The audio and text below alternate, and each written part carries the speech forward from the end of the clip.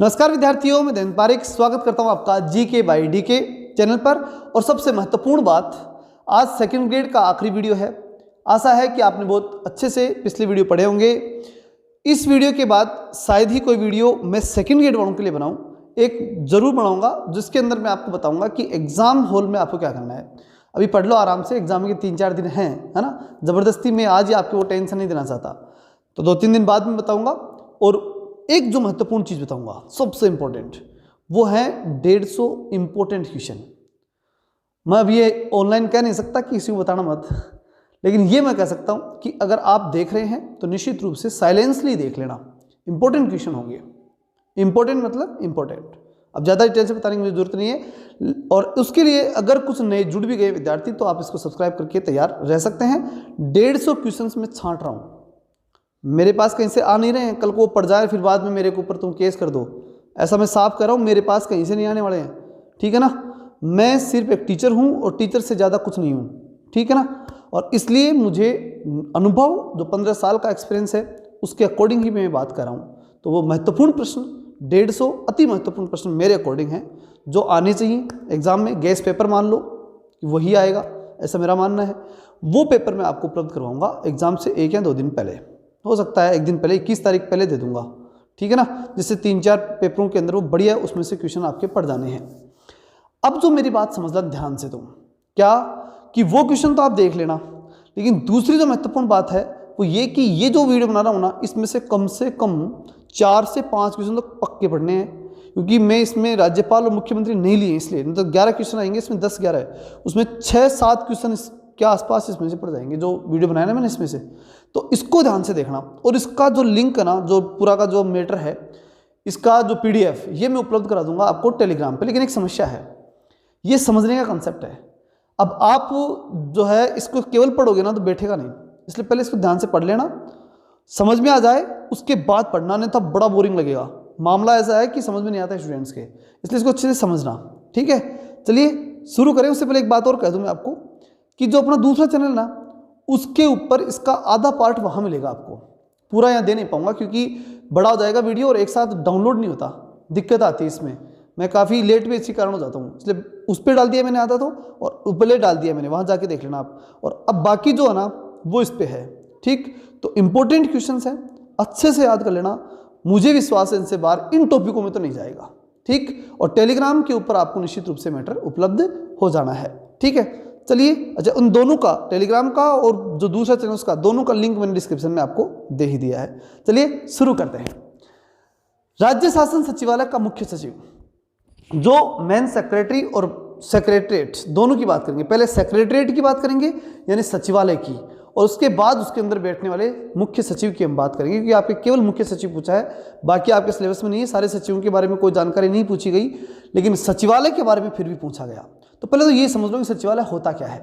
देखो, हर विभाग का, विभाग से पहले समझ लो पूरी की पूरी सरकार, राजस्थान सरकार है, राजस्थान सरकार के मुख्यमंत्री जी, मुख्यमंत्री जी का प्रशासनिक सचिव जो होता है, प्रशासनिक सलाहकार बोल सकते हैं, महत्वपूर्ण व्यक्ति, वो होता है मुख्य सचिव। यानी मैं ऐसे बोल सकता हूं कि राजनीतिक मुखिया अगर राजस्थान का है तो वो मुख्यमंत्री है, और प्रशासनिक मुखिया अगर राजस्थान का कोई है तो वो है मुख्य सचिव। तो ये तो 2 महत्वपूर्ण पोस्ट हो गई ऊपर वाली। अब आ जाओ, अब होते हैं सरकार में विभिन्न विभाग, चिकित्सा विभाग, शिक्षा विभाग, परिवहन विभाग, कई विभाग होते हैं। सारे विभाग जो है ना, उन विभागों में हर विभाग का एक मुखिया होता है, जिससे बोलते हैं मंत्री, कैबिनेट मिनिस्टर बोलते हैं मुखिया मंत्री को। तो बाकी उप मंत्री और बाकी जो है राज्य मंत्री, ऐसे मंत्री होते ही हैं, वो तो आप सब जानते हो। लेकिन कैबिनेट मिनिस्टर होता है एक, और उसका सहयोगी होता है उस विभाग का मुख्य सचिव, यानी उस विभाग का सचिव बोल सकते हैं उसे वो। तो वहां पर भी वही बात, उस विभाग का राजनीतिक प्रमुख, उस विभाग का मंत्री, उस विभाग का प्रशासनिक प्रमुख, उस विभाग का सचिव। तो ये बात भी क्लियर है। अब क्या बात है कि जितने भी विभाग है ना, उन सारे विभागों के सेक्रेटरियों को, यानी सचिवों को एक जगह बिठा दो आप, तो वो जगह कौन सी होगी? सेक्रेटरीट, जो जयपुर में है, सेक्रेटरीट बोलते हैं ना उसको, वो। तो सेक्रेटरीट जो है, यानी सचिवालय जो है, उसमें केवल कौन बैठते हैं? सचिव। अच्छा, फिर मंत्री वहां पर होते हैं, लेकिन मतलब बात समझ लो कि काम पावर किनके पास होना है? सारा सचिवों के पास, दिखावे में मंत्रियों के पास, और काम तो सचिव ही करने हैं, ठीक है ना। ये बात आप समझ लो, क्योंकि उनके बिना काम होना नहीं है। इसलिए अब हम बात कर रहे हैं सचिवालय की। अब समझ में आ गई होगी बात कि सारे सचिव जो है ना वो ही वहाँ पर बैठते हैं और उनकी संबंधित बात है। चले अब देखो, इसमें सबसे पहली जो बात आती है प्रत्यक्ष रूप से नीति निर्धारण और परोक्ष रूप से नीति का क्रियान्वयन। प्रत्यक्ष रूप से नीति निर्धारण मतलब कि महत्वपूर्ण काम इनका जो ना वो है नीति का निर्माण करना। ये समझना, कभी भी सेक्रेटरियों को ये मत समझ लेना कि ये जो है वो क्या करते, सचिवालय जो है वो नीति को क्रियान्वित करता है, नहीं करता। वो लोग सिर्फ कानून को बनाते हैं, मंत्रियों को देते हैं, मंत्री विधानसभा में जाते हैं, रखते हैं, बनवा लेते हैं और कानून बन जाता है। लेकिन उसका कच्चा चिट्ठा शुरू होता है ना वो इसी सचिवालय से शुरू होता है। तो नीति का निर्धारण, प्रत्यक्ष रूप से नीति निर्धारण, डायरेक्टली नीति जो पॉलिसी मेकिंग जो है ना वो यहाँ से शुरू होती है। नीति का निर्धारण यहीं से होगा। विभिन्न विभाग होते हैं जिसमें प्रशासनिक संरचना, विभिन्न विभाग समझ में आएगी, मैंने बताया ना खूब सारे विभाग होते हैं। उनकी जो प्रशासनिक संरचना होती है वो कैसे होती है वो समझो। देखो, एक तो मैंने दे रखा आगे राजनीतिक नेतृत्व दे रखा ना, वो राजनीतिक नेतृत्व के नीचे देखिए आप क्या लिख रहा है, सचिवालय दिख रहा है। सचिवालय के नीचे आपको दिख रहा होगा निदेशालय। तीनों दिख रहे हैं ना, चित्र से दिख रहे हैं, कोई दिक्कत नहीं। मतलब सबसे ऊपर दिखने में, फिर कह रहा हूँ पावर में नहीं, क्योंकि इनके पास रियल में होता है कि 5 साल के लिए आते हैं मंत्री, तो फिर मंत्री तो कर गए, फिर क्या है। तो इसलिए सचिवालय जो सेक्रेटरीट होता है ना वही सबसे इंपॉर्टेंट काम है। तो सचिवालय और निदेशालय। अच्छा, निदेशालय ध्यान रखना सचिवालय के नीचे होता है, ये बात अच्छे से याद रखना। तो ये हो गया इनका क्रम। क्या क्रम रखोगे, पहले राजनीतिक नेतृत्व सबसे ऊपर, फिर सचिवालय, फिर निदेशालय। तीनों क्लियर हो चुके होंगे, कोई दिक्कत नहीं। अच्छा, आगे एक चीज लिख रखी है, ये तो नीति निर्धारण की बात हो रही है। ऊपर क्या है, परोक्ष रूप से नीति क्रियान्वयन, ये भी देखा होगा ना आपने। ऊपर वाली लाइन में देखो, सबसे पहले क्या लिखा है, प्रत्यक्ष रूप से नीति का, इसको मैं लाइन से आपको पेन के माध्यम से समझा देता हूं, ठीक है। देखिए, सबसे पहले क्या है, प्रत्यक्ष रूप से नीति का निर्धारण और अप्रत्यक्ष रूप से नीति का क्रियान्वयन। अब नीति निर्धारण में देखो विभिन्न विभाग हैं, उस विभागों के अंदर हम बात करें तो प्रशासनिक संरचना है, और प्रशासनिक संरचना में सबसे ऊपर कौन है, राजनीतिक नेतृत्व। राजनीतिक नेतृत्व के नीचे सचिवालय, सचिवालय के नीचे निदेशालय। बस इतना समझो, यहाँ हो गया कंप्लीट, कोई दिक्कत नहीं। अब चलते हैं अपन आगे। देखिए, होता क्या है कि विभिन्न विभाग होते हैं, है ना, ऊपर दिख रहा होगा आपको विभिन्न विभाग, उनका होता है नेतृत्व। अब नेतृत्व 2 स्तर मैंने बताए। राजनीतिक स्तर पर कौन करता है, हर विभाग की बात हो रही है यहाँ, वो तो मैंने बता दिया। ये जो ऊपर वाला दिख रहा है ना, इधर वाला, ये तो एक तरह से पूरे राजस्थान लेवल पर है, ठीक है ना। लेकिन इधर वाले की जब मैं बात कर रहा हूँ तो विभाग स्तर पर कर रहा हूँ। किस स्तर पर कर रहा हूँ, विभागीय स्तर पर। अब हर विभाग में जो, हर विभाग में एक नेता होगा, नहीं होगा, यानी जो मंत्री होगा वो नेता है। तो वो देखो, ऊपर राज्य स्तर के ऊपर मंत्री और प्रशासनिक स्तर पर सचिव, ये 2 नेता होते हैं। राजनीतिक स्तर पर मंत्री, प्रशासनिक स्तर पर सचिव होते हैं, 2 गए। फिर हम उसके बाद देख रहे हैं विभिन्न विभागों के अंदर नीचे की तरफ चलते हैं। वो क्या है, संपूर्ण राज्य सचिवालय का निर्माण। अब इन विभागों से सारे विभाग इकट्ठे बिठा दूं मैं, सारे विभागों को अगर एक जगह बिठा दे तो क्या बन जाएगा, सचिवालय, सेक्रेटरीट, संपूर्ण सचिवालय हो गया वो। समझ में आ रही है ना बात। तो विभिन्न विभाग, सारे विभाग, उनको बिठा दो एक बिल्डिंग में, क्या हो गया वो, सेक्रेटरीट। यही मैंने बताया थोड़ी देर पहले, समझ में आ गया होगा इस तरह से। अब देखो, अब ये संपूर्ण सचिवालय है, दिख रहा है आपको, संपूर्ण सचिवालय, कोई दिक्कत नहीं। अब संपूर्ण सचिवालय में वही बात, राजनीतिक स्तर पर मुख्यमंत्री और प्रशासनिक स्तर पर मुख्य सचिव, इसमें भी कोई दिक्कत नहीं है। अब ये जब स्थापित हुआ था ना, वहां से देखते हैं सचिवालय का जब पुनर्गठन हुआ। पुनर्गठन क्यों लिखा है मैंने, क्योंकि देखो विभिन्न रियासतों में पहले से था, ये अलग अलग रियासतों में सेक्रेटरी था, इसके आगे चर्चा भी करेंगे अपन। यहाँ पुनर्गठन समिति बनी थी एक, कि सचिवालय जो है राजस्थान, चूंकि राजस्थान जो है वो आजाद, मतलब एक तरह से पुनर्गठित हो चुका, सारे काम हो गए, ठीक है। 1956 के अंदर पुनर्गठन आयोग आया था, उसके बाद की स्थिति थी ये। तो इसको पुनर्गठित करो भाई, किसको, सेक्रेटरीट को पुनर्गठित करो। तो ये कब किया, 1959-60 के अंदर। कब किया गया, 59-60 में, ठीक है ना।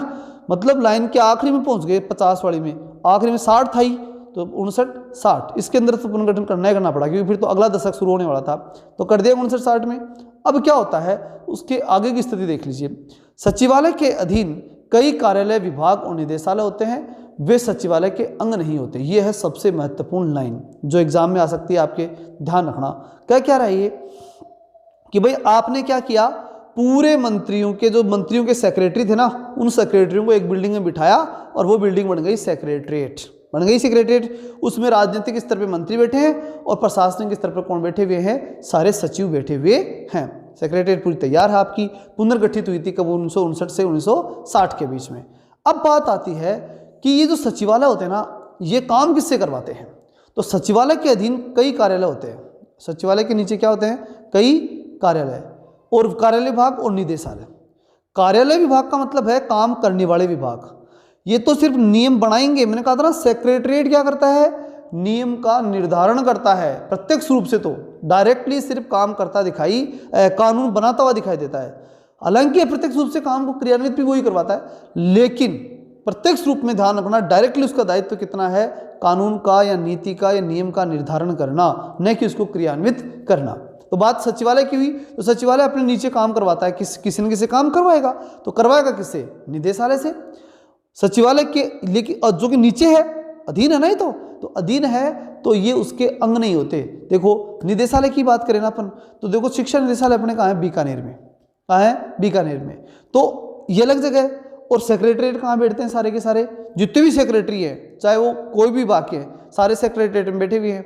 तो सचिवालय यहाँ है और निदेशालय अलग अलग है, किसी का बीकानेर है, किसी का कहाँ है, किसी का कहाँ है, किसी का जयपुर में भी है, सब जगह है। निदेशालय अलग चीज़ है, उसके नीचे काम करने वाली एक इकाई है। तो सचिवालय ऊपर, निदेशालय उसके नीचे, बिल्कुल अलग है दोनों, एक तो है ही नहीं, एक बिल्डिंग में दोनों बैठते ही नहीं, ठीक है ना, दोनों अलग अलग हैं। तो वो उसके अंग नहीं होते, उसके नीचे होते हैं, ये बात भी क्लियर है। अब दोनों में अंतर देख लेते हैं, है क्या अंतर, कभी ये कंफ्यूज ना कर दे, इसलिए मैंने अंतर भी देखा इसका। सचिवालय, सचिवालय विभाग, और कार्यालय विभाग निदेशालय, दो गए, एक सेक्रेटरीट और एक डायरेक्टरेट, निदेशालय और सचिवालय। अब देखो बात क्या है, कार्य नीति निर्माण किसका, देखो यहां समझ में आ जाएगा अच्छी तरह से कि किसका, सचिवालय का। कार्य क्या है, नीति का निर्माण करना, न कि क्रियान्वित करना। फिर कौन करेगा क्रियान्वित, ये रहे निदेशालय और कार्यालय विभाग, दोनों लगाए मैंने, वहां ध्यान रखना, कार्यालय विभाग या निदेशालय, दोनों करते हैं क्या, नीति का क्रियान्वयन। जो नीति सचिवालय बनाता है उसी नीति को क्रियान्वित कौन करता है, निदेशालय करता है। फिर बात आती है कि इन दोनों में से वरिष्ठ कौन है, तो मैंने भी बताया था आपको, सचिवालय के नीचे कौन आता है, निदेशालय। तो ये वरिष्ठ विभाग और ये कनिष्ठ विभाग हुए कि नहीं हुए, ऊपर नीचे हो गया, क्लियर है, कोई दिक्कत नहीं है। फिर हम बात करते हैं इसकी आगे की, वो क्या है, देखिए राजस्थान सरकार के शासन सचिवालय के एकीकृत स्वरूप का समारंभ 1949 में हुआ था। मतलब राजस्थान सरकार का सचिवालय यानी एकीकृत रूप, मतलब एक जगह सारे के सारे इकट्ठे हुए, कब हुए, 1949 में शुभारंभ हुआ था, एकीकृत स्वरूप का शुभारंभ हुआ था। लेकिन पुनर्गठन फिर 59-60 में, 10 साल लग गए, शुरुआत 49 में, पुनर्गठन 1959-60 में, याद रहेगा। शुरुआत कब हुआ, 1949, और उसके 10 साल बाद में यानी 47 वाले जो आज़ादी हुई थी ना, उस लाइन के आखिरी में तो क्या हुआ, इसका निर्माण, और अगले 10 दशक के आखिरी में किसका हो गया, इसका पुनर्गठन। क्लियर है, आगे चलते हैं। फिर तो बात आती है कि खाद्य और नागरिक आपूर्ति विभाग का सचिवालय और निर्देशालय अलग अलग नहीं है। वेरी वेरी इंपॉर्टेंट प्रश्न, इन दोनों का अलग अलग नहीं है भाई, ध्यान रखना। ये एकमात्र विभाग प्रमुख रूप से, हालांकि और भी बना सकती है सरकार, ये सरकार पे डिपेंड करता है, लेकिन ये प्रमुख रूप से एक ही होता है। कौन सा, खाद्य और नागरिक आपूर्ति विभाग। ये विभाग जो है खाने का और आपूर्ति का, ये विभाग ध्यान रखना, अपने भोजन वाला विभाग ना, वो एक ही है, सचिवालय और निदेशालय, ठीक एक। अब बात आती है, तो क्लियर हो गई बात कि दोनों अलग अलग हुआ करते हैं, सिर्फ किसको छोड़ करके, खाद्य और नागरिक आपूर्ति विभाग को। सचिवालय का नियम निर्धारण करता है और निदेशालय उसको लागू कर देता है। 1949 के अंदर सेक्रेटरीट एकीकृत रूप में स्थापित हो गया था और पुनर्गठन 1949-50 में 59-60 के अंदर हो गया था। क्लियर है, चलें आगे। उसके बाद चलते हैं अपन इसकी भूमिका। भूमिका का मतलब है कि काम क्या करता है और कहाँ लिखे हुए इसके काम, ये भी महत्वपूर्ण है। तो जो भी सेक्रेटरीट होगा ना, उसके आर्टिकल दिया गया है 165 आर्टिकल 165 के तहत जो सचिवालय होंगे वो क्या क्या कर सकते हैं, उनकी जो भूमिका होगी उसके बारे में बताया गया है 165, ठीक है ना। मतलब अकेला सचिवालय छक्का लगा सकता है 1, 6, और चाहे कितनी पंचायती करे, वो पंचायती भी कर सकता है, मतलब 5, 1, 6 और 5। 165 में क्या है, सचिवालय की भूमिका यानी कार्य है। चलिए अब देख लो, तो अब थोड़ी स्पीड रहेगी भाई, ठीक है ना। मैंने समझाने की बात थी, समझाइए मैंने, आगे और आएगी समझाने की, लेकिन ये थोड़ी से आसानी से समझ जाओगे, थोड़ी जल्दी रहेगी, ठीक है, कोई दिक्कत नहीं आएगी। अगर जो है इसमें आए तो इसको स्लो भी कर सकते हैं ना, आजकल मैंने यूट्यूब पे देखा था कल, मुझे नहीं मालूम था, बड़ी इजी बात है, मैंने आज तक देखा नहीं इसको। स्पीड वाला तो देखा था, ऊपर वाला नहीं देखा, स्लो भी चलता है थोड़ा, ठीक है ना। तो ज़्यादा स्पीड जाए तो स्लो भी कर सकते हो आप, ठीक है।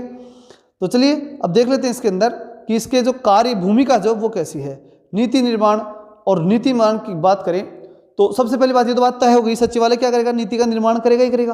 फिर सूचनाओं का केंद्र बनेगा, सारी सूचनाएं किसके पास आ रही हैं, क्योंकि सारे मंत्रालय वहां बैठते हैं, सारे सेक्रेटरी सभी विभागों के वहीं बैठते हैं, तो पक्की बात है ना कि सूचनाएं वहीं आनी है, सूचनाओं का केंद्र वही होना है। फिर मुख्य समन्वयक संस्था, अब एक बात बताओ, एक ही बिल्डिंग में सारे विभागों के सचिव बैठे हैं, तो ज्यादा जोर आएगा कि समन्वय करने में, वहीं बाहले बन जाते हो और दोस्त नहीं बन जाते क्या, वहीं नजदीक में ही बन जाते हैं सारे के सारे। फिर नियमन और नियंत्रण, और नियमन नियंत्रण मतलब सारा पूरा राजस्थान उनके कंट्रोल में, वहीं से कंट्रोल होता है सारा, तो नियमन यानी नियम बनाने हैं सारे, कंट्रोल वो वहीं से होना है। ठीक है, ठीक है। फिर विधानसभा में उठाए गए प्रश्नों के उत्तर तैयार करना। अब विधानसभा ने प्रश्न पूछे लिखित या जो भी तारंकित है, तारंकित क्योंकि कोई भी क्वेश्चन हुआ तो सीधे उत्तर। अब मंत्रियों का आते हैं, मंत्रियों को तो नहीं मालूम होता इतना सारा, सचिवों को ही मालूम होता, चल रहा होता है, तुरंत मंत्री जी के पास कौन भिजवा देता है, वो सेक्रेटरी, ठीक है ना, कि जैसे चिकित्सा सचिव है तो वो पहुंचा देगा, साहब ये लो, तो यहीं से जाते हैं सारे तैयार होकर के उत्तर, कहाँ से, सेक्रेटरीट से। मंत्री जी को इतने नहीं आते, कागज लेकर खड़े होते ना मंत्री जी, ये बोल दिया वो बोल दिया, मंत्री जी को तो उतना नॉलेज होता ही नहीं है, वो तो सिर्फ नॉलेज कौन देता है, सचिव ही देता है, सारे कागज बना करके तैयार करके देता है। फिर तो यह बात समझ में आ गई, प्रश्नों के उत्तर तैयार करके देना, विधायी संबंधी कार्य निरूपण, मतलब जो भी कानून कायदे बना करके देने होते हैं सारे यही करते हैं। फिर छठवीं बात क्या है, फिर बात आती है राज्य सरकार के विचार तंत्र के रूप में कार्य करना। मतलब राज्य सरकार सोच रही ना, तो राज्य सरकार नहीं सोच रही, सेक्रेटरीट सोच रहा है, विचार तंत्र वहीं से काम कर रहा है। वो तो क्या है कि जैसे नेता का लीडरशिप देखी जाती है कि कौन सी चीज़ नेता मानेगा, जैसे मुख्यमंत्री कौन सी चीज़ मान सकता नहीं मान सकता, बाकी उसको अकॉर्डिंग जो है वो विचार आइडियाज कौन लेके आता है, सेक्रेटरीट ही लेकर के आता है, विचार तंत्र यही है। फिर संगठनात्मक दक्षता प्राप्त करने का उपाय ढूंढता है, मतलब ये जो ना ये सेक्रेटरीट ये सबसे बड़ा संगठन है, तो संगठनात्मक रूप से दक्षता यहाँ आ जाती है इसमें, क्योंकि ये काफी लंबे समय तक एक ही संगठन बना हुआ है, तो इसमें संगठनात्मक दक्षता होती है, काम बहुत अच्छे से कर पाते हैं लोग। फिर केंद्र राज्य सरकारों से संपर्क और समन्वय, केंद्र सरकार से राज्य सरकार से ये संपर्क स्थापित करते हैं, आपस में समन्वय स्थापित करते हैं, सारा काम यहीं से होता है, क्योंकि मैंने बताया ना सब कुछ यही है, सारे मंत्री जी यहाँ पर और सारे सेक्रेटरीट भी यहीं पर, सारे सेक्रेटरी यहीं पे, तो फिर कहाँ दिक्कत है समन्वय में, कोई दिक्कत आएगी नहीं आएगी।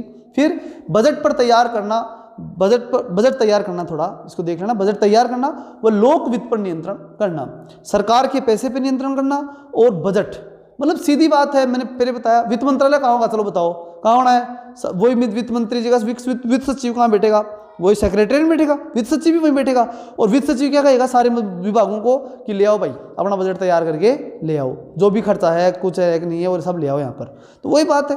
तो कुल मिलाकर के बजट तैयार करना, लोक वित्त पर नियंत्रण करना, ये सारा काम इनका ही है। बात करें कार्मिक प्रशासन की, तो कार्मिक प्रशासन का मतलब होता है जितने भी कर्मचारी होते हैं ना राजस्थान के अंदर, सभी कर्मचारियों के ऊपर प्रशासन, उनको कोई पैसे देना, मतलब उनका कोई तनख्वाह यहाँ के कोई भी मामला XYZ, चाहे उनका पेंशन का मामला है, चाहे और कोई पैसे का मामला है, कार्मिक का मतलब समझ गया ना, जितने भी राजस्थान में कर्मचारी काम कर रहे हैं उनका कोई भी प्रशासन है वो सेक्रेटरीट से ही चलता है। फिर आयोजना प्रशासन, योजना करने का प्रशासन भी इनका है, प्रशासनिक सुधार भी इनका काम है, ये सारे काम इनके हैं, किसके, सेक्रेटरीट के। 1955 में सचिवालय में संगठन और पद्धति संभाग की स्थापना हुई। किसकी स्थापना हुई, सचिवालय में संगठन और पद्धति, सचिवालय की संगठनात्मक पद्धति जो ना, कहने का मतलब ये समझो कि 1955 में सचिवालय के अंदर कौन से काम शुरू हुए, देखो इसको ऐसे समझ लेना अच्छे से, 55 की बात हो रही है, क्या सेक्रेटरीट के अंदर क्या हो रहा है, संगठन और पद्धति, ये संभाग, ये अलग से क्या बना, संभाग बना, कब बना, 1955 में। क्या कर रहा है ये, संगठन को स्थापित कर रहा है, मजबूत कर रहा है, और इसकी जो पद्धतियां हैं किसकी, सचिवालय की, उनको डेवलप कर रहा है। तो 1955 में स्थापित हुआ था, पहले नहीं था। कौन सा संभाग नहीं था, संगठन और पद्धति संभाग, कहां पर, सचिवालय में। कब स्थापित हुआ, 1955 में। चले आगे, अब बात आती है, तो हो गया सचिवालय, अब हम बात करेंगे मुख्य सचिव की। सेक्रेटरीट कंप्लीट हो गया। साधारण रूप में शॉर्ट में बताऊं तो इतना ध्यान रखना, सारे मंत्री जहां बैठे वही सेक्रेटरीट है, और पूरे राजस्थान को कंट्रोल यही करते हैं। मुख्यमंत्री राजनीतिक रूप में और प्रशासनिक रूप में मुख्य सचिव होता है, हर विभाग का अपना अपना सचिव होता है। ये मेन बात आप ध्यान रख लेना। कुछ सन जो मैंने बताई थी वो वापस रिपीट करोगे तो आ जाएगी, ठीक है। चलते हैं, एक बार और देखना पड़ेगा भाई, एग्जाम मैं मानता हूँ नज़दीक है, लेकिन एक बार तो और देखना, इससे कि प्रश्न गलत ना हो। विशेष रूप से सनों को देख लेना, थोड़ा बहुत गलत हो जाता है, संभावना है, बाकी मैंने तो मेरी तरफ से ट्रिक विक साइड बताई है, 1, 6, 5 याद ना, ऐसे ट्रिक विक बता दी है, माइंड में सेट हो जाएगा, लेकिन फिर भी गलत हो सकता है, इसलिए एक बार और स्पीड में, डबल स्पीड में और कोई फोर्थ स्पीड हो तो उसमें देख लेना, ठीक है, कोई दिक्कत नहीं आएगी। चलिए चलते हैं, मुख्य सचिव की बात कर लेते हैं फटाफट। आईएएस किंतु अनिवार्य नहीं, आईएएस होगा लेकिन वो कैसा नहीं होगा, अनिवार्य नहीं है कि वो आईएएस ही हो। हालांकि मुख्य सचिव क्या होता है, आईएएस ही होता है, लेकिन जरूरी नहीं है कि आईएएस ही हो। मुख्य सचिव शासन सचिवालय का प्रशासनिक प्रमुख होता है। मुख्य सचिव क्या होता है, शासन सचिवालय का, कहने का मतलब सबसे ऊपर का यही है। पूरे राजस्थान, जैसे राजस्थान है ना, तो राजस्थान का मुख्य सचिव पढ़ रहे हैं अपन, तो राजस्थान का सबसे बड़ा प्रशासनिक अधिकारी ये व्यक्ति होता है। फिर अगली बात, सरकारी नीतियों का केंद्र बिंदु, सरकार की नीतियां सारी इसके केंद्र में जानी है। प्रथम मुख्य सचिव कौन थे, प्रथम मुख्य सचिव की बात कर लेते हैं तो हेलेरी बालो 1798 से लेकर के 99 तक रहे हैं। 98 99 1798 पहली बार कर रहा हूँ, सबसे पहले 1800 की सन से भी पहले की बात हो रही है, ठीक है, मतलब 1800 चालू होने वाली थी उस समय की बात है। क्या नाम था इनका, हेलेरी बालो, प्रथम मुख्य सचिव, ठीक है, कोई दिक्कत नहीं आएगी। ये प्रथम मुख्य सचिव रहे। राजस्थान का प्रमुख मुख्य सचिव, राजस्थान के प्रमुख प्रथम मुख्य,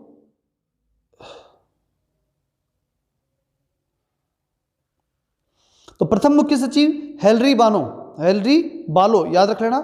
लेकिन हम बात मुख्य रूप से किसकी करेंगे, राजस्थान की, ये अच्छे से याद रखना। राजस्थान के प्रमुख मुख्य सचिव के राधाकृष्णन, 13 अप्रैल 1949, ठीक है। अगर आपको सीधा ही पूछे प्रथम मुख्य सचिव तो मतलब ये भारत की बात हो रही है 1798 से 99 तक। लेकिन जब आपसे पूछा जाए कि राजस्थान का प्रथम मुख्य सचिव तो के राधाकृष्णन, 13 अप्रैल 1949, ठीक है। फिर बात करते हैं अपन आईएएस के राजस्थान कैडर के संबंध में बात करें, मतलब कि आईएएस में से बनकर के राजस्थान कैडर का कोई आईएएस अधिकारी हो और वो क्या बन गया हो, राजस्थान का मुख्य सचिव, तो वो कौन था। वापस से देख लो, इन फैक्ट्स को गलत मत कर देना भाई, ठीक है ना। पहला फैक्ट क्या है कि प्रथम मुख्य सचिव हेलेरी बालो, राजस्थान का प्रमुख मुख्य सचिव, प्रथम मुख्य सचिव के राधाकृष्णन, राजस्थान का पहला कौन है, के राधाकृष्णन। कब बना था, 13 अप्रैल 1949। 1949 किसके लिए है सन, अब वापस दिमाग लगाओ, 1949 में क्या हुआ था, पहला मुख्य सचिव है ये भी, तो इसका मतलब सचिवालय की शुरुआत यहीं पे हुई 1949 में। पुनर्गठन 10 साल बाद 59 60, याद आ रहा ना, ये बात है। फिर आईएएस राजस्थान के कैडर के 1958 की पहले बार बने, मतलब राजस्थान कैडर का आईएएस अधिकारी, राजस्थान कैडर और उसका आईएएस अधिकारी, वो मुख्य सचिव कौन बना पहला, भगवंत सिंह मेहता, याद रखना। 1958 में पहली बार बीएस मेहता बने थे। राजस्थान में ही सर्वाधिक कार्यकाल भी किनका रहा था, बीएस मेहता का ही सर्वाधिक कार्यकाल रहा।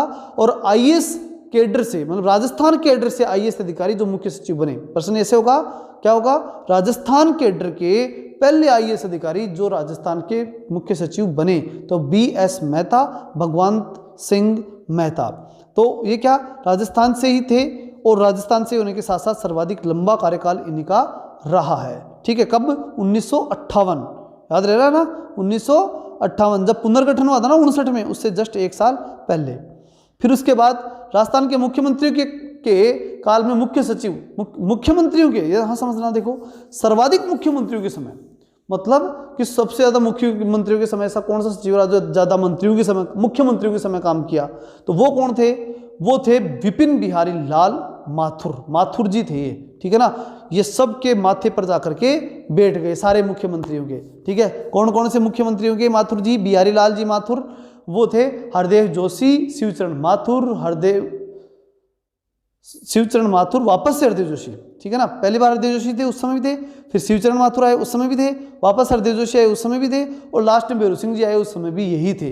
ऐसे करके तीन मतलब आपको पूछे ना कितने मुख्यमंत्री तक, तो कितने हो गए, 3 हो गए ना, हरदेव जोशी, शिवचरण माथुर, बेरू सिंह। लेकिन कार्यकाल 4 मुख्यमंत्रियों का हो गया, ठीक है ना। तो 4 मुख्यमंत्रियों के कार्यकाल में और 3 मुख्यमंत्रियों के समय ये हुए थे व्यक्ति से, ठीक है। 1986 से लेकर 1992 तक का ये कार्यकाल था। और बिहारी लाल जी माथुर ये माथे पर जाकर के बैठ गए सबके, किन किन के, हरदेव यानी हरीर शिव, 2 तो ये हो गए, और एक बेरू बाबा, 2 हो गए, 3 हो गए ना अपने रिंगस वाले बेरू जी, 3 हो गए। कौन कौन से, हरि, शिव और भैरव, 3 हो गए, 3 हो गए ना। सारे भगवानों के नाम है, उनके माथे पर बैठ गए कौन, बिहारी लाल जी, ऐसा याद रखना, ठीक, याद आ जाएगा, कोशिश करना, ठीक है। फिर माथे पर बैठे मतलब उनकी पूजा करने के लिए पहुंच गए, ठीक है ना। प्रथम मुख्य सचिव महिला श्रीमती कुशल सिंह, पहली महिला मुख्य सचिव कौन बनी, कुशल सिंह। कब बनी, 27 फरवरी 2009 को बनी, ठीक है ना। तो ये तो ज़्यादा दिन नहीं हुए, ये तो याद आ जाएगा। प्रथम मुख्य सचिव कौन बनी, श्रीमती कुशल सिंह, ये कुशल थी महिला, 2009, कोई भी काम नो होता था ना उसको भी यस कर देती थी ये, इसलिए नो याद रखना कुशल सिंह। वर्तमान में मुख्य सचिव, वर्तमान के अंदर मुख्य सचिव ये प्रश्न रह गया भाई। अच्छा मैंने सर्च करने की सोची थी, नहीं लिख पाया, ठीक है, मैंने लिखा है शायद लास्ट में लिखा है तो मैं बता दूंगा, ठीक है ना। मुख्य सचिव जो वर्तमान में है वो आप कमेंट करके बताइए, और मैंने इसमें लिख दिया, अब याद आया, मैंने लास्ट जो PDF है ना उसके आखिरी में लिख दिया है, याद मेरे है नहीं, क्योंकि देखो मेरे याद करना भी नहीं था, ठीक है ना, इसलिए मैंने याद किया नहीं है, लेकिन याद आपको करना है, आपकी एग्ज़ाम है, इसलिए निश्चित रूप से आप उसको लास्ट में जो है वो देख लेना, क्योंकि वो अपडेट ही था तो मैंने देखा नहीं उसको, ठीक है ना, तो इसमें ज़रूर देख लीजिएगा, आखिरी में लिख दिया मैंने PDF में, ठीक है। चलिए चलते हैं, मुख्य सचिव, वर्तमान मुख्य सचिव जरूर देख के जाना भाई, ठीक है, लास्ट में लिख दिया मैंने PDF में, ठीक है। मुख्य सचिव की नियुक्ति मुख्यमंत्री चयनकर्ता, मुख्य सचिव की नियुक्ति कौन करता है? मुख्य सचिव की नियुक्ति मुख्यमंत्री करता है, चयन करता है, ये मतलब पूरा पावर इसके पास, ये यहाँ ध्यान रखना, सारे काम राज्यपाल करता है, लेकिन मुख्य सचिव तो उसका पर्सनल सेक्रेटरी तो है वो, तो मुख्यमंत्री ही करेगा, ध्यान रखना। मुख्य सचिव की नियुक्ति कौन करेगा? मुख्यमंत्री, क्योंकि चयन करता कौन है? मुख्यमंत्री। बात कर लेते हैं किसको नियुक्त करेगा? वरिष्ठ IAS अधिकारी होगा उसको बनाएगा, लेकिन जरूरी है क्या? नहीं, क्योंकि उसको चाहिए, वो तो मुख्यमंत्री को चाहिए ना सचिव, तो अपने हिसाब से सोचेगा, RAS को भी बना सकता है, ठीक, होता ही है, लेकिन IAS को बनाते हैं, लेकिन अनिवार्य नहीं है, ठीक है ना। फिर सेवा अभिलेख और कार्य दक्षता देखी जाती है उसमें, कि वे सेवा पिछला रिकॉर्ड देखते हैं कि कैसा मुख्य सचिव रहा है, पहले जो सेक्रेटरी के रूप में कहीं ना कहीं तो काम किया होगा, मुख्य सचिव के रूप में तो अब आया, लेकिन कोई विभाग में सचिव रहा होगा, या फिर कोई साधारण जगह कार्य किया होगा, तो कहीं भी कार्य किया उसकी सेवा का जो अभिलेख है, जो पिछला रिकॉर्ड है वो देखा जाएगा, और कार्य की दक्षता देखी जाएगी।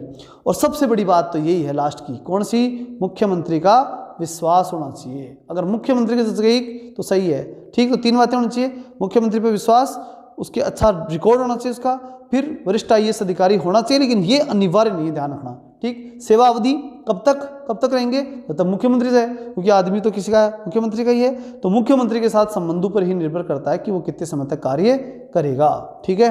फिर दूसरा जाएगा, अगर नहीं जचे तो मुख्यमंत्री कहेंगे टाटा बाय बाय, दूसरा दो, ठीक, ये हो सकता है। मुख्य सचिव की भूमिका, अच्छा ये नहीं है कि वो IAS पद से हट गए, पद से वहाँ मुख्य सचिव रहे, बाकी उनको तो और कोई काम है, ठीक है ना, तनख्वाह बराबर चालू, ठीक। मुख्य सचिव की भूमिका, शक्तियां और कार्य, ठीक है, शक्तियां, भूमिका और कार्य क्या है? राज्य सचिवालय का कार्यकारी प्रमुख, राज्य सचिवालय का क्या है? कार्यकारी प्रमुख। कौन? मुख्य सचिव। मुख्य सचिव क्या होता है? मुख्य सचिव राज्य सचिवालय का कार्यकारी प्रमुख होता है। क्या होता है? कार्यकारी प्रमुख। दूसरी, राज्य प्रशासन का प्रशासनिक मुखिया या केंद्र। पहली बात तो कार्यकारी प्रमुख होता है, कौन? मुख्य सचिव, सारे काम वो ही करेगा। दिखने में कानून जो है नियमानुसार देखा जाए तो कानून निर्माता है, लेकिन मैंने कहा था ना अप्रत्यक्ष रूप से पूरा राज्य वही चलाता है, कौन? मुख्य सचिव। फिर राज्य का प्रशासन का प्रशासनिक मुखिया और केंद्र, सब कुछ यही है, ठीक। मंत्रिमंडल सचिवालय के रूप में, किसके रूप में? मंत्रिमंडल सचिव के रूप में, सॉरी, मंत्रिमंडल, पूरे मंत्रिमंडल का सचिव, अगर देखा जाए तो पूरे के पूरे मंत्रिमंडल का सचिव मुख्य सचिव ही होता है, ठीक है। आगे देख लेते हैं, कार्मिक प्रशासन संबंधी दायित्व, किसके दायित्व? कार्मिक प्रशासन संबंधी दायित्व समस्त कर्मचारी, IAS, RAS, लोकायुक्त, ये सब के सब है ना, इनको, ये सारे कार्मिक तो हैं, सारे के सारे सभी कर्मचारी जितने भी हैं, वो RAS है, IAS है, जितने भी हैं सब कर्मचारी तो हैं, उन सब पे कंट्रोल कौन करता है? यही करता है। मैंने थोड़ी देर पहले बताया था, कार्मिक संबंधित कार्य सचिवालय करता है। जो काम सेक्रेटरीट के ना, वो सब किसके हैं? मुख्य सचिव के। इतना ध्यान रखना, क्योंकि सेक्रेटरीट का मालिक कौन है? मुख्य सचिव। समय खराब मत करना इस पे, तो ठीक है ना। नोट की बात कर लेते हैं, 1992 में कार्मिक विभाग का सचिव अलग कर दिया गया, ये है इंपॉर्टेंट बात, ये याद रखना। 1992 में बाण चला, किस पे? सेक्रेटरीट पे, सचिवालय पे, और बाण लगते ही क्या हो गया? कार्मिक विभाग अलग हो गया 92 में, ठीक, किससे? सचिवालय से, ये ध्यान रखना। फिर सामान्य प्रशासन के सचिव के रूप में, पूरा प्रशासन का सचिव भी कौन हो गया? मुख्य सचिव। भाई पूरा मामला ही वो संभालेगा, छोटे मोटे काम होंगे वो तो मुख्य को संभालने पड़ेंगे, वो तो जैसे चिकित्सा विभाग वालों का तो चिकित्सा मंत्री हो साहब, मैं तो चिकित्सा सचिव हूँ। फिर परिवहन वाला कहेगा मैं परिवहन सचिव हूँ, लेकिन जो मुख्य सचिव क्या कहेगा? मैं तो पूरे राजस्थान का सचिव हूँ। तो राजस्थान की कोई भी समस्या उसी की होगी, तो इसलिए जो भी सामान्य प्रशासन है उसका भी प्रमुख वही होगा। प्रशासनिक सुधार में भूमिका, प्रशासनिक सुधार का पृथक सचिव वही, ध्यान रखना। अब इस बात का ध्यान रखना, ये पृथक सचिव वो हो गया है, पहले प्रशासनिक सुधार भी सारा ये संभालता था, अब प्रशासनिक सुधार का क्या हो गया, थोड़ा सा अलग सचिव बना दिया गया है। योजना निर्माण में जब पूरे राष्ट्र के स्तर पर भी योजना बनती है ना, तो मुख्यमंत्री, जैसे मान लो प्रधानमंत्री जी पूरे सभी राज्यों के सचिवों की सेक्रेटरीट की बैठक ले रहे हैं, तो मुख्य सचिव जाएगा वहाँ पे, तो सारे सचिव थोड़े जाएंगे। प्रधानमंत्री जी ने लिया है, मान लो राष्ट्र पूरे भारत के सचिव जो है उनकी बैठक, या भारत के मुख्य सचिव ने बैठक ली है, तो वो बैठक में तो यही जाएगा, वो प्रतिनिधित्व करेगा कौन, राजस्थान का मुख्य सचिव करेगा। तो ये भी योजना निर्माण में प्रमुख रूप से यही कार्य करते हैं। फिर उसके बाद हम देखते हैं मुख्य समन्वयक के रूप में। मुख्य समन्वय कैसे, केंद्र सरकार राज्य सरकार के बीच लड़ाई हो गई, दो राज्यों के बीच विवाद हो गया, उन सबको कौन संभालेगा, मुख्य सचिव ही समन्वय करेगा। सभी आपस में, मतलब सीधा समझ लो, राज्य के प्रशासन का मुखिया है, कुछ भी गड़बड़ होनी है तो संभालेगा मुख्य सचिव ही। ठीक, चले आगे। सचिवालय पुनर्गठन समिति, ये भी बताया था मैंने, 1959-60, कोई दिक्कत है नहीं है। और अध्यक्ष एड यूजुअल, ये ध्यान रखना। और जैसे पुनर्गठन होगा, नई चीज बनेगी तो उज्ज्वल ही होगी, वो चीज तो बढ़िया ही होने वाली है। पुनर्गठन होगा, नई बनेगी तो उज्ज्वल होगी। फिर अब यहां से फैक्ट है भाई, ढंग से याद करना। राजस्थान प्रशासनिक सुधार समिति 1992 से 95, प्रशासनिक सुधार भनोत, GS भनोत ने प्रशासनिक सुधार समिति, राजस्थान प्रशासनिक सुधार समिति 1992 से 95, 2-3 बनी थी समितियां, 92-95 बनी, तब तो भनोत। 61-62 के अंदर बनी, ये पहले बनी थी, इससे पहले, तब कौन, माथुर। और फिर 99 के अंदर जब ये आयोग बना तो शिवचरण माथुर, HC माथुर, शिवचरण माथुर। तो 99 में भी और 61-62 में भी ये SC माथुर ही रहे थे 2 बार। ठीक है ना, ये ध्यान रखना, 61-62 और लास्ट में 99। और उसके बीच में, इन दोनों के बीच में कौन रहे, भनोत, GK भनोत। ये ध्यान रखना, किसके, प्रशासनिक सुधार समिति के। याद हो गया होगा। 2 बताइए मैंने, एक तो कौन, पहले तो ये देखो कि वो व्यक्ति कौन था जो 2 बार आया। एक तो कौन, शिवचरण माथुर, ये 90 वर्ल्ड लाइन में आया था। शिवचरण माथुर कब आया, पहले और आखिरी में। शिवचरण माथुर कब आए, पहले और आखिरी में। पहले आखिरी मतलब 61-62 में और लास्ट में 99 में। ठीक, और बीच में 92, 93, 95 के आसपास कौन थे, भनोत। ठीक है, तो ये ध्यान रखना, शिवजी और बीच में भनोत, ठीक है, भनोत समझ में आ गया ना। इस तरह से शिव और भनोत, बीच में भनोत, अब रह जाएगा, कोई दिक्कत नहीं है। फिर तो तुम्हें देखो PDF दे दूंगा, थोड़ा सा देख लेना एक बार और। फिर उसके बाद में क्या आता है, प्रशासनिक सुधार सचिव के बाद हम देखेंगे मानव संसाधन समिति। प्रशासनिक सुधार के साथ साथ मानव संसाधन समिति जो बनी थी, प्रशासनिक सुधार करना ही था, और मानव संसाधन समिति जो बनी वो बनी 2007 में। तो दोनों साथ में आ गए, मानव संसाधन भी और प्रशासन भी। तो दोनों साथ आए तो मतलब 2007, और दोनों साथ में आए तो सिंह की तरह बन गए, तो सिंह भी याद रहेगा। कौन 2 साथ आए, प्रशासनिक सुधार और मानव संसाधन समिति। मानव संसाधन प्रशासन सुधार दोनों साथ आए मतलब 2007, और 7 आए तो सिंह बन गए, 7 सिंह। ठीक, सिंह भी। फिर मुख्य सचिव की सेवानिवृत्ति आयु कितनी होती है, 60 वर्ष या 6 वर्ष, जो भी पहले हो। ध्यान रखना, मुख्य सचिव अलग है। अब जैसे राजस्थान लोक सेवा आयोग आ रहा है, इसका मुखिया है वो अलग है, तो ये चीजें अलग रखना भाई। ठीक है ना, तो अभी एक बार मुख्य सचिव का देख लो। मुख्य सचिव की सेवानिवृत्ति आयु कितनी है, 60 वर्ष या 6 वर्ष, जो भी पहले हो जाए। फिर बात आती है सामान्य प्रशासन मुख्य सचिव के अधीन होता है। सामान्य प्रशासन किसके अधीन होता है, मुख्य सचिव के। ये ध्यान रखना, सामान्य नॉर्मल जो प्रशासन ना मैंने बता दिया है, तो पूरे राजस्थान का प्रशासन किसका, मुख्य सचिव का। ये लाइन 3-4 बार आ गई, लेकिन एक ही बात, अर्थ सारा एक ही है। और सार कंक्लूजन बता दो, क्या मुख्य सचिव क्या करेगा, मुख्य सचिव पूरे राजस्थान को संभालेगा। राजस्थान का मुखिया होगा, मुखिया है तो बाहर से भी कोई संबंध है तो वो संभालेगा, और कहीं भी कुछ भी है सारा जिम्मेदारी किसकी, मुख्य सचिव की ही है। बस प्रश्न जो पूछेगा ना वो ये ध्यान रखना, 60 और 6 वर्ष यहाँ होगा, और आगे 62 और 6 वर्ष ये भी आने वाला है। तो ये चीज आपको ध्यान रखनी है, इस बात का आप ध्यान रखना। अब चलते हैं अपन राजस्थान लोक सेवा आयोग, नेक्स्ट लेसन अपना स्टार्ट देख लेते हैं अपन राजस्थान लोक सेवा आयोग। राजस्थान लोक सेवा आयोग को शुरू करें उससे पहले इसकी महत्वपूर्ण आंकड़ा जो है भाग 14 आर्टिकल 315 से लेकर 323 यहाँ तक आपको ध्यान रखना है। अब याद कैसे रखोगे, 14-15 याद रखना। कैसे क्या रखोगे, 14 और 15, 14 भाग और 15 यानी आर्टिकल 315 से शुरू। कोई दिक्कत है क्या, नहीं है। ठीक, 3 4 5 भी याद रख सकते हो। 3 का मतलब क्या हुआ, 300 से स्टार्ट होता है, इसलिए 3, 14 में 4 है आखिरी, इसलिए 4 और 5 यानी 15 वाला 5। तो ऐसे करके कुछ आंकड़े याद रहेंगे ना तो याद सही हो जाएगा। तो 315 भाग 14 315 323 तक, कहाँ तक जाता है ये, 323 तक। अब बात आती है राजस्थान के अंदर प्रशासनिक सेवा जो है, तो प्रशासनिक सेवा प्रारंभ करने वाली रियासतें कौन सी थी सबसे पहले। तो देखो सबसे पहले रियासत थी जोधपुर रियासत 1939, फिर जयपुर रियासत 1940 और बीकानेर रियासत 1946।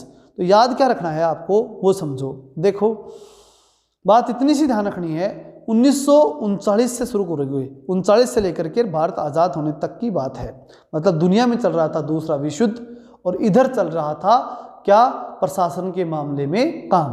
39 40 और फिर भारत आज़ाद होने के 1 साल पहले, ठीक। 39 40 तो लगातार सन हो गई। जयपुर जोधपुर सागे बोला था आपका, जयपुर और जोधपुर तो दोनों साथ हो गए, कोई प्रॉब्लम नहीं आएगी। जयपुर जोधपुर, तो इसमें पहले जोधपुर करना, लेकिन क्योंकि मुख्यमंत्री जी आजकल जोधपुर से ही हैं तो इसलिए पहले जोधपुर 39 में, जोधपुर और जयपुर 40 में हो जाएगा याद। फिर उसके बाद बीकानेर 46 में, चौका छक्का लगा दिया किसने, साइड में ही कोने में ही बीकानेर वालों ने, तो चौका छक्का है ना 46। तो तीनों याद हो गए होंगे। 3 रियासतें ध्यान रखना, प्रशासनिक सेवा प्रारंभ करने वाली 3 रियासतें कौन सी, जोधपुर, पहले जोधपुर फिर राजधानी जाना, फिर वापस आ जाना कहाँ, बीकानेर, ठीक। और क्या करोगे 39 40 और बीकानेर में 46 हो गया याद। चलो, राजस्थान लोक सेवा आयोग की स्थापना 16 अगस्त 1949 में, ये ध्यान रखना 1949, अभी थोड़ी देर पहले भी 1949 याद आया कुछ, हाँ याद आ गया। 16 अगस्त 1949 जयपुर अध्यादेश द्वारा, ये ध्यान रखना भाई, ये डायरेक्टली नहीं स्थापित हुई थी बल्कि अध्यादेश जारी करवाया गया था राज्यपाल से, ठीक है ना। तो अध्यादेश के द्वारा 16 अगस्त 1949, या तारीख भी याद रखना 16 अगस्त, 15 अगस्त से एक दिन बाद 16 अगस्त हो गई। 16 अगस्त 1949 को राजस्थान लोक सेवा आयोग की स्थापना हुई, जयपुर में हुई, अध्यादेश जारी करके हुई थी। प्रथम अध्यक्ष कौन बने, SK घोष, ठीक है ना। तो पहले अध्यक्ष बनते ही घोषणा कर दी तो घोष बन गए।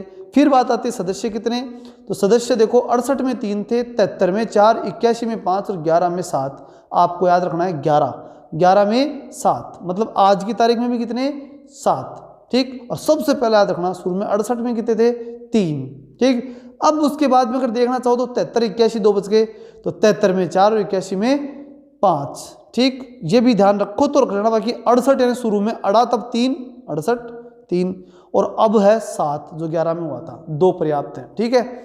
अब इससे बात हम देख लेते हैं, एक महत्वपूर्ण बात वो ये कि 28 जुलाई 1950 को अध्यक्ष और सदस्य बने। देखो घोषणा हुई थी 49 में, अध्यक्ष सदस्य कब बने, 50 में, 28 जुलाई 1950 अध्यक्ष बन गए। अध्यक्ष कौन, SC त्रिपाठी और सदस्य कौन, देवी शंकर त्रिपाठी और NR चंडोरकर। अब याद कैसे रखोगे, देखो यहाँ बात समझना, 28 जुलाई किसकी बात कर रहा हूँ मैं, 28 जुलाई। अभी 16 अगस्त की बात हो रही थी 1949, 16 अगस्त 1949 को क्या हुआ, घोषणा हुई, यही बात ठीक, देख लो आपस। 16 अगस्त 1949 और अध्यादेश जारी हुआ, अध्यादेश हुआ मतलब पहले अध्यक्ष बना घोष, उसके बाद 28 जुलाई 1950 को अध्यक्ष और सदस्य बने। तो हम बात करेंगे राजस्थान लोक सेवा आयोग की स्थापना कब हुई। स्थापना हुई 16 अगस्त 1949 जयपुर में। कब हुई, 16 अगस्त 1949 कहाँ हुई, जयपुर में। कैसे हुई, अध्यादेश द्वारा, याद रह जाएगा 49, ऊपर 49 था ना अभी थोड़ी देर पहले, वही 49 यहाँ है। 15 अगस्त से अगले साल यानी 16 अगस्त को, 16 अगस्त 1900 अगली तारीख में 16 अगस्त को, 16 अगस्त 1949 जयपुर में इसकी जो है स्थापना हुई, अध्यादेश के द्वारा हुई और पहला अध्यक्ष जो बनाया गया वो SK घोष को बनाया गया। ये तो बना दिया, एक बार तो चालू कर दिया प्रोग्राम। लेकिन फिर उसके बाद अगले साल यानी जुलाई 1950, अगस्त के बाद वो अगस्त आया, उस समय तक भाई उससे पहले बना लो, नया बनाना है अध्यक्ष, पुनर्गठित कर लो। तो 28 जुलाई 1950 को अध्यक्ष और सदस्य फिर से बनाए गए। अध्यक्ष बने उस समय SC त्रिपाठी, घोषणा तो हुए तो गए, उनको तो 1 साल। अब नए बनने थे तो नए बनने थे वो त्रिपाठी जी, ठीक है ना। और फिर सदस्य के अंदर भी वापस त्रिपाठी जी, ठीक है ना। SC त्रिपाठी, देवी शंकर त्रिपाठी, 2 त्रिपाठी उठाए और 1 चंडोरकर, NR चंडोरकर, ठीक है। तो त्रिपाठी और चंडोर, देवी शंकर और चंडोरकर, देवी चंडा, ठीक है, देवी चंडाली, ऐसे याद रख लेना। तो दो चामुंडा माता, कुछ भी याद रख सकते हो, ठीक है। तो देवी चामुंडा याद रखना। तो देवी शंकर त्रिपाठी और चंडोरकर ये 2 सदस्य बने और त्रिपाठी जी जाकर इनकी पूजा पाठ कर रहे थे। SC त्रिपाठी ये इनके अध्यक्ष हो गए, ऐसे आप याद रख सकते हैं। बात करेंगे सदस्यों की, तो सदस्यों में बात करें तो 68 73 81 11 68 और 11 याद रखना है, अड़ गए 3, अड़ गए कितने 3, RAS बताया था ना सचिव, मतलब RS अधिकारी के रूप में, मतलब आपको क्या रखना है RS। क्यों बोल रहा हूँ बार बार, क्योंकि हम बात कर रहे हैं लोक सेवा आयोग की। तो शुरुआत में कितने थे 3, अब कितने हो गए 7। महत्वपूर्ण बात अब की याद रखनी, कितनी 7, कब हुए थे 11 में, ठीक। 73 81 में 4 और 5 हुए थे, ध्यान रख लेना काफ़ी है। फिर वर्तमान में लोक सेवा आयोग के अध्यक्ष, ये भी मैंने लास्ट के अंदर डाल दिया है, दोनों के अध्यक्ष मैंने लास्ट में डाल दिए हैं, उनको देखना, मतलब PDF के आखिरी में दे रखे हैं, ठीक है।